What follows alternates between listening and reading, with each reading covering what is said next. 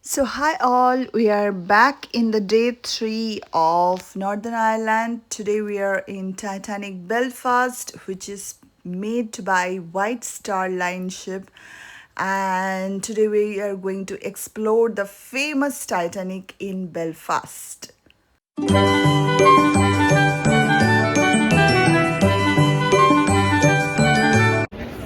hi guys, you can see we are inside Titanic Belfast.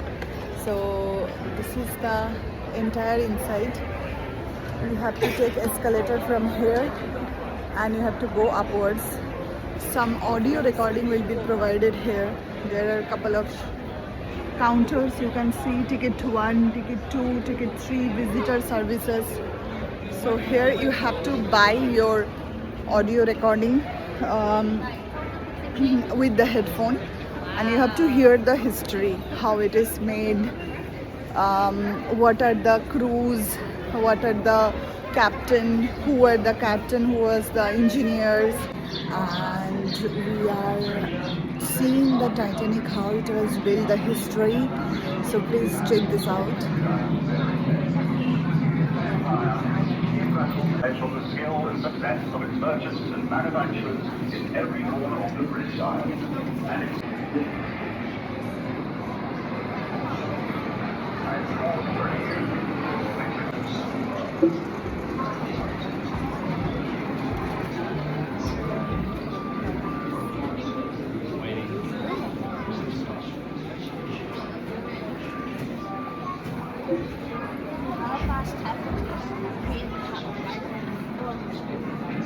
So we are going to explore the Titanic Belfast.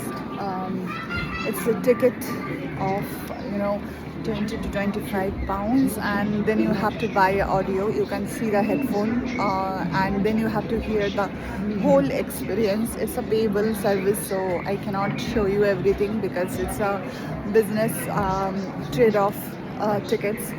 So it's a very nice experience, and you must have it.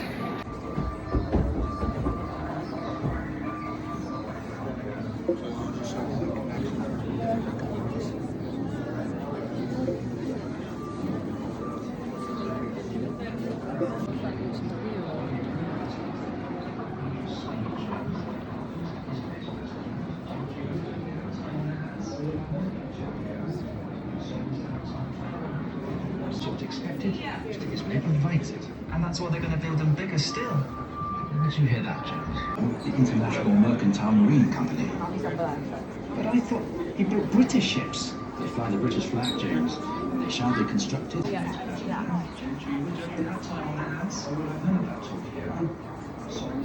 Famous clock which H&W, Harlett and Wolff has built in the Titanic when the workers used to work. So this is Harlett and Wolff logo in their gate of the ship. In the Titanic there is a gate like this, and this is the clock. Like, workers were handed over a time when they start the work, and a wooden plate they used to return when the work was completed for that day.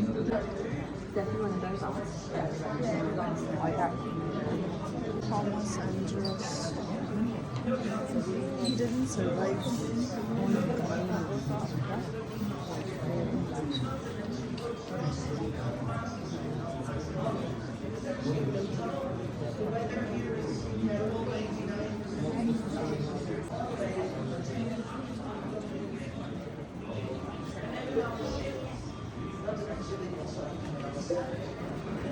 So it was a massive superstructure, in fact the largest structure in the entirety of Belfast at the time.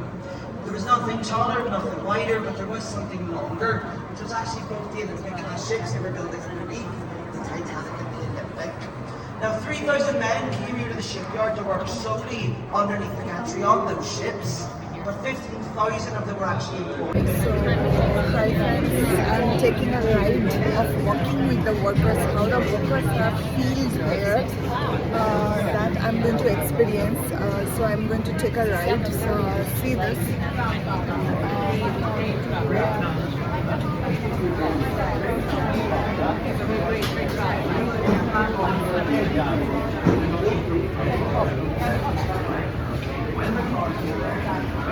So with this vehicle we are going to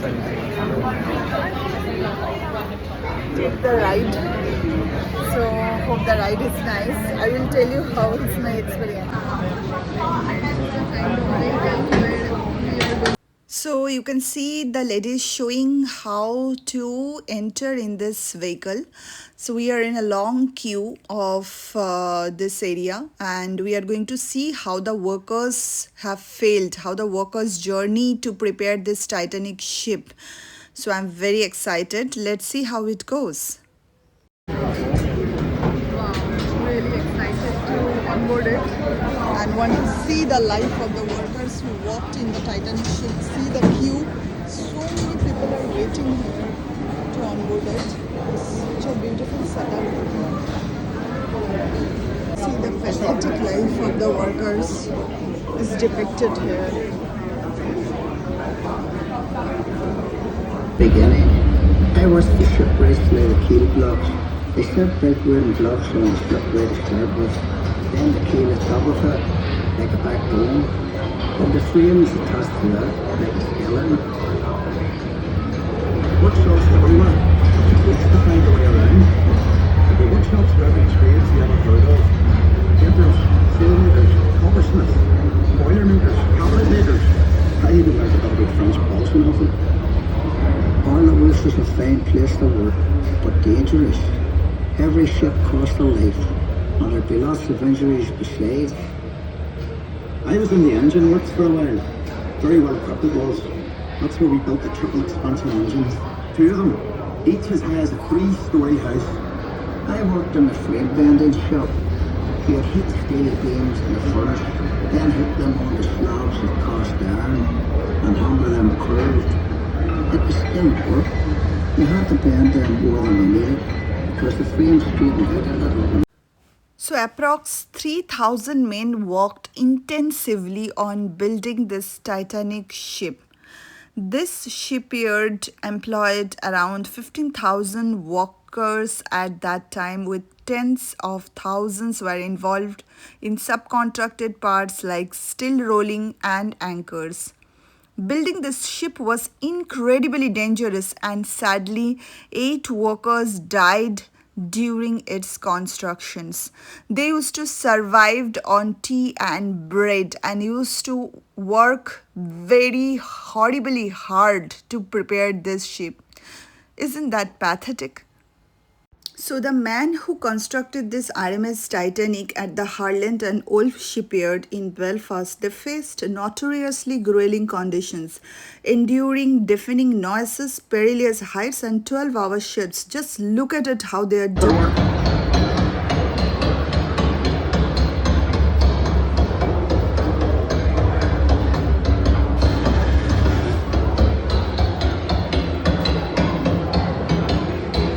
So as you saw, the crew's safety was totally virtually non-existent. So at evening they used to chill at pub, and that was their only relaxing time. So Titanic was built at Harland and Wolff as the second of the 3 Olympic class ships for the White Star Line. So back then Belfast shipyard was one of the biggest on the planet, spanning 80 acres on Queen's Island. So this is the back-end view of the Titanic Museum. So the 3 ships which I was talking about made by this White Star Line back then was Olympic, Titanic and Britannic. So Titanic was their second venture.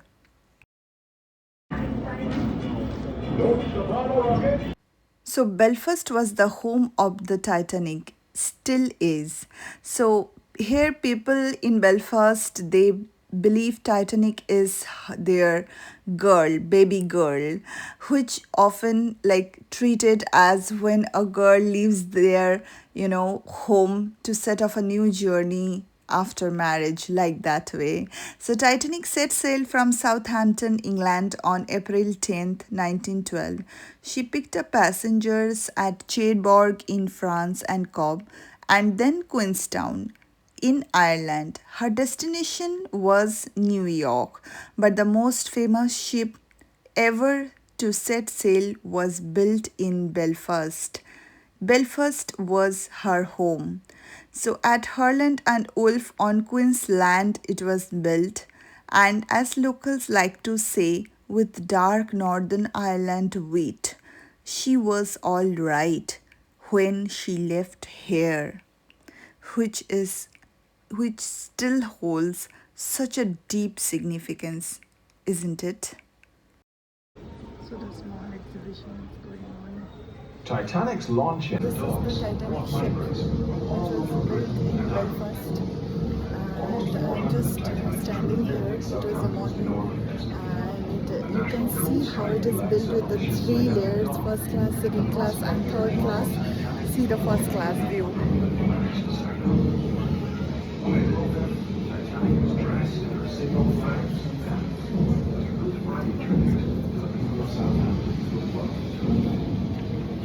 This is the luxury of first class.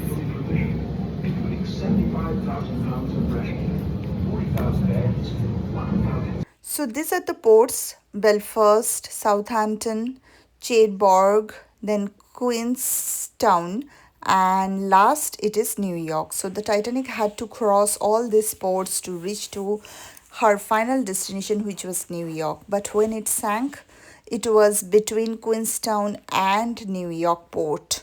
So it was still 1250 miles, which is 2000 kilometer away, which is 2 to 3 days journey.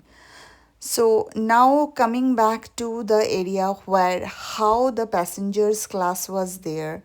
So first class I have already shown you guys, and this is the second and third class, like the lower class people's, how they will stay. It was that picture. Now coming to the video, we are again getting showed the small demo of Titanic Belfast, how it was launching. So that also here they get played here, a small video here. So how it was back then. So everything is getting showed in this small video.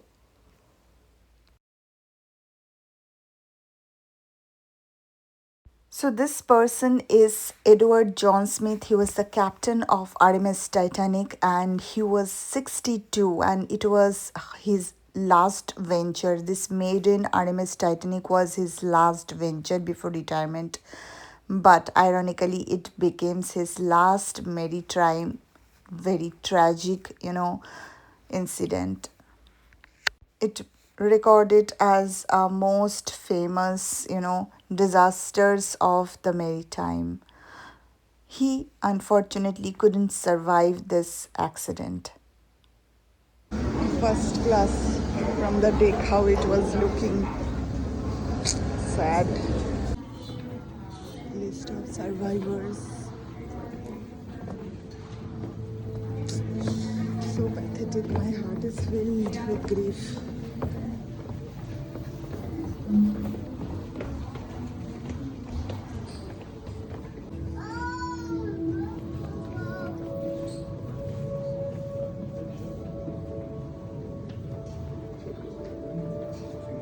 Never again. So now we are in that section where, for this RMS Titanic has restored the lesson learned, which will be implemented in the next ships when they will build, so that this kind of tragic fatal voyage never happened. So these all are lesson learned. They have listed out. Number one was the binocular. So binocular they missed to carry. Also the lack of very shortage of lifeboats, because they were so confident of this ship that it will never sink. So this overconfident helped Titanic to sink it badly, because it was very difficult to evacuate so many passengers during this distress. Not only that, the speed was very high. Instead of they are getting repeated signals, they actually ignored it. So this kind of many lesson learned these guys have listed here, which will help further shipyard to build and to implement this lesson learned, so that never this fatal accident happens ever again. Now we will go to that section where almost after 73 years, when Titanic sank in 1912, it got again found out by a researcher, Dr. Robert Ballard, on September 1st, 1985. So others got 60 days, which is almost 2 months, but he got only 12 days. So he had only 12 days to search because his expedition was actually a covert US Navy mission. So, how he found out the Titanic? So, he used a highly advanced unmanned deep sea camera sled which is named Argo. So instead of looking for the massive hull, he theorized that the sinking ship left a long trail of lighter debris and followed that debris field to the final resting place. The discovery was made during a covert mission funded by US Navy. The mission had two parts and unfolded as the secret military mission. The US Navy agreed to fund Ballard's development of the robotic deep sea technology as he needed, but in exchange, he had to secretly locate and investigate two sunken Cold War nuclear submarines. So after he helped US Navy, he got 8 days to find out Titanic. So this is how he found out Titanic. Look at the pictures.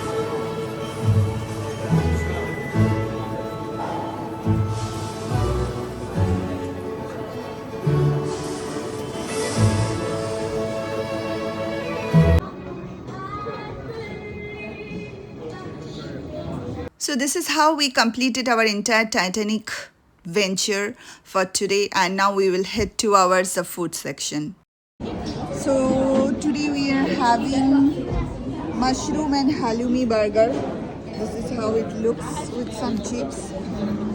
One cake, Belgian cake with some fruits, and this is salmon, baked salmon with smashed potato and some vegetables. So we are going to have this lunch. So we are very hungry. So let's start.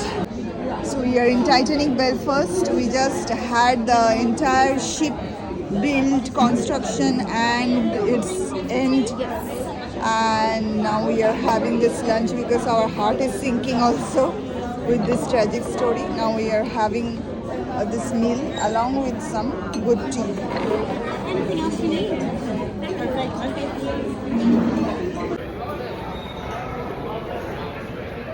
So this is entire inside, it's huge. So almost 2.5 hours or 3 hours you have to spend here, which is lovely and a must visit in Belfast. So we already covered it. Now we will go outside. So this is the outer view. We were just inside, so we just came. Head toward Queen's Road. So you can see from there it's like a star. So that's how it looks. This is the outer view, and here you have to enter and take the whole experience. So it's beautiful and a must visit of Belfast. We had a great time here, and it's a must visit list top number 1 in Belfast, so which you can't miss.